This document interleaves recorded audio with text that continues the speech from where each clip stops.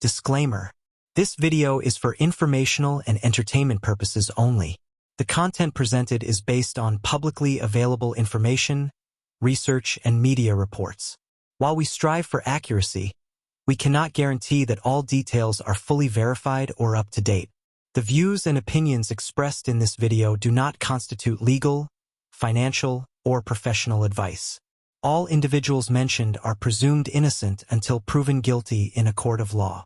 Additionally, this video does not promote violence, harassment, or defamation of any person or entity. Our goal is to present factual narratives while respecting the dignity of all parties involved. Warning: viewer discretion is advised, as some topics may be disturbing. If you or someone you know is struggling with issues related to crime, mental health, or violence, please seek appropriate help from local authorities or professionals. I am not responsible for any actions taken as a result of watching this content. This video is meant to inform and discuss true crime cases, and any interpretation or use of this information is at the viewer's own discretion. If any information in this video is inaccurate or misrepresented, we encourage respectful discussion and corrections in the comments. Subscribe for more true crime stories, and remember to engage responsibly. The moment the security camera froze on the man's face, everything inside her went still. It was supposed to be a normal Saturday afternoon. A calm, sunny day at the Ocean Crest Resort in Lagos. Children ran around the pool, waiters drifted between tables balancing mocktails, and soft music floated through the humid air. But Amelia Duru didn't hear any of it. Her eyes were locked on the resort's lobby screen, on the man entering through the revolving glass doors. He looked older, thinner, a little grayer, but there was no mistaking the way he moved, the way he brushed the hair from his forehead, or the small scar above his right eyebrow, a scar she herself had stitched after he fell during a camping trip. The man she had buried 12 years ago, her husband, Daniel, and beside him, two children who looked no older than 8, a boy and a girl, twins, each holding his hand. Amelia staggered backward, nearly knocking over a tray of drinks. She couldn't breathe, couldn't blink, couldn't think. Her hands trembled violently, and for a moment, she wondered if her grief had finally taken shape, stepping out of her memories and walking into reality. But the children were laughing. The man was speaking. The camera angle shifted as they walked deeper into the lobby. This wasn't a ghost. This was Daniel, a man she had identified in a morgue 12 years earlier. Back in 2013, Daniel's death shattered everything. His boat had been found smashed along the bank of the Osun River after a night storm. Search teams combed the water for days. When a body drifted up 6 days later, swollen and unrecognizable except for the clothing and the scar, authorities told her it was him. She didn't argue. She didn't question. She was too numb to do anything except sign the papers and bury what they handed her. Friends told her to move on. The church prayed for her. But Amelia never fully recovered. Grief became a quiet companion. Solitude, her only peace. Until now, she replayed the security feed again and again in her mind. There was no denying it. The way he walked, the tilt of his head, the slight limp from an old injury. These were things no duplicate, no coincidence, no look-alike could ever mimic. Daniel was alive, and he had children. She didn't tell anyone what she'd seen. Not yet. Instead, she rented a room at the resort under a false name and waited. She stayed by the window, scanning the grounds like a detective. Hours passed. Then, at 6:43 p.m., she saw them again. Daniel walked out onto the terrace wearing a linen shirt, laughing, as the twins chased each other around him. The sunset washed them all in gold. They looked like a happy family, completed family, one she wasn't part of. Her stomach twisted so hard she had to grip the balcony railing to steady herself. She'd spent 12 years mourning a man who, apparently, hadn't spared even a moment to look back. But anger was quickly overtaken by something colder, something sharper. Questions. Why had he faked his death? Who were the children? Where had he been all these years?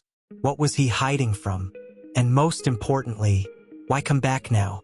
Amelia pulled out her phone and zoomed in to take pictures, though her hands shook violently.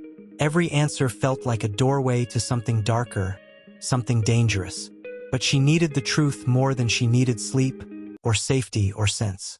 The next morning, she hired a private investigator, a retired police detective named Sulikambi, gruff, skeptical, but intrigued by the impossible. When she showed him the pictures, his expression changed from confusion to unease. "Madam, if that man is your husband, someone went through a lot of trouble to make you believe he died." They returned to the morgue where Daniel's body had supposedly been identified. Files were missing, digital records corrupted. The pathologist who handled the case? Retired, gone, unreachable. "Too many gaps," Sewell muttered. This wasn't incompetence. This was covered up. Amelia's heart pounded so loudly she could barely hear him. Covered up by who? And why? They followed the resort's guest registry. Daniel wasn't staying under his real name. He'd checked in under Charles Onudo, a man whose identity belonged to someone who had died in 1999. Every layer they peeled back revealed another lie. Sewell, hardened by decades of criminal investigation, finally said the words she feared most. "This isn't a man living a new life. This is a man hiding from his old one." 2 days later, Amelia watched the twins playing near the resort garden. She didn't want to approach them, not without a plan, but fate intervened. The little girl, chasing a butterfly, tripped and scraped her knee. Amelia rushed over instinctively. "It's okay," she whispered, helping her up. The girl looked at her with wide, curious eyes. "You look like someone Daddy used to know." Amelia froze. "Your daddy?" she asked, voice breaking. The girl nodded brightly. "He said she was a good woman, but she got hurt because of him." A cold ripple moved down Amelia's spine. "Hurt how?" she pressed. But before the child could speak again, a shadow fell over them. It was Daniel. He grabbed both children's hands, stepping protectively between Amelia and the twins. His eyes locked onto hers, the same deep brown eyes she had once loved, once trusted. And the look he gave her was not shock, not guilt, not grief. It was fear. "Amelia," he whispered, voice trembling. "You shouldn't have come here." Her breath caught, her pulse pounding in her ears. "You're supposed to be dead," she finally managed. He shook his head slowly. "You don't understand. If you're here, then they know you found me." "Who?" she whispered. Daniel opened his mouth to answer, but suddenly, a sharp crack echoed from somewhere behind the garden. Not a firework, not a car backfiring, a gunshot. Daniel's eyes widened. He pulled the twins behind him. "Amelia, run." The single gunshot cracked through the air like the sky had split open. Guests on the terrace screamed, ducking behind tables. Birds scattered from the palm trees in a frantic burst of feathers. But Amelia didn't move, not at first. She stood there frozen, staring at the man she had once loved, the man she had mourned, the man who had just told her to run for her life. Daniel grabbed her arm, hard. "Amelia, listen to me, move." It was only when the twins burst into tears that her body finally responded. Adrenaline kicked in, legs shaking, vision tunneling. Daniel pulled all 3 of them toward the back service corridor of the resort. People were panicking, running in every direction, but something about the gunshot felt targeted. It wasn't random. It was meant for Daniel, or worse, meant for anyone near him. They burst out onto a gravel path behind the resort. A lone gardener stared, wide-eyed, as Daniel dragged Amelia and the children toward the parking lot. "Dad, are they coming?" the boy cried. "Noah." Daniel's voice trembled. "Get in the car. Now." He shoved them into a dusty Toyota Corolla he had clearly been driving under his fake identity. Amelia slid into the back seat, her breath in short, painful gasps. "Daniel, what is happening? Who's shooting? Why?" "No questions," he snapped, starting the engine. "Not now." The car screeched out of the lot, gravel firing in all directions. Behind them, Amelia craned her neck just in time to see 2 men in black caps emerge from behind the maintenance building. They weren't running. They were walking, calm, deliberate. One lifted a hand to his earpiece. They were trained, and they were hunting him.